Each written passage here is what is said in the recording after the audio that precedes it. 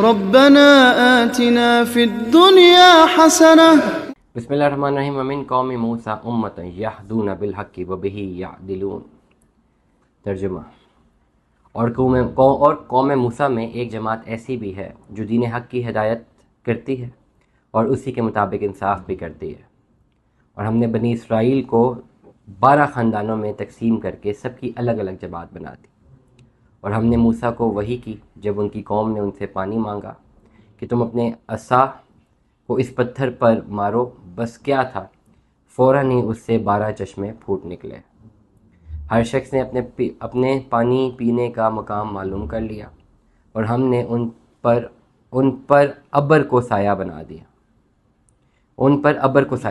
اور ہم نے ان پر من و سلوہ، ترنجین و بٹیر اتارا.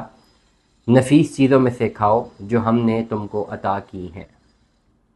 اور انہوں نے ہمارا کوئی نقصان نہیں کیا بلکہ وہ خود ہی اپنا نقصان کر رہے تھے.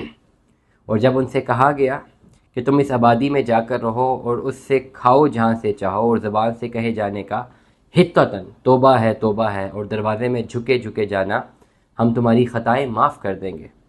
جلدی ہی جو نیک کام کریں گے ان کو مزید برا دیں گے. مگر ان ظالموں نے ایک اور کلمہ بدل ڈالا جو خلاف تھا اس کے جس کی ان سے فرمائش کی گئی تھی.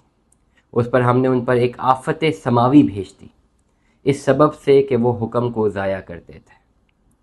اور آپ ان سے اس بستی کے بارے میں پوچھئے جو دریا کے کنارے آباد تھی. جب یہ لوگ ہفتے کے بارے میں حد شرعی سے آگے بڑھے جا رہے تھے، جبکہ ان کے ہفتے کے دن ان کی مچھلیاں ان کے سامنے پانی کے اوپر آ جاتی تھیں، اور جب ہفتے کا دن نہیں ہوتا تھا تو نہیں آتی تھیں، ہم اسی طرح آزماتے تھے اس سبب سے کہ وہ نافرمانی کرتے تھے. اور جب ان کی ایک جماعت نے ان کو کہا تم ان کو کیوں نصیحت کرتے ہو جن کو اللہ ہلاک کرنے والا ہے یا سخت عذاب دینے والا ہے، تو انہوں نے کہا تاکہ تمہارے رب کے سامنے معذرت کر سکے اور شاید وہ اللہ سے ڈر جائیں. جب انہوں نے ان باتوں کو فراموش کر دیا جن کی ان کو نصیحت کی جاتی تھی، تو ہم نے ان کو بچا لیا جو اس بری بات سے روکتے تھے، اور جو زیادتیاں کرتے تھے ان کو ایک سخت عذاب میں پکڑ لیا اس سبب سے کہ وہ کوئی حکم مانتے ہی نہیں تھے. صدق اللہ العظیم. اللہ تعالیٰ میں اس پر عمل کرنے کی توفیق عطا فرمائے.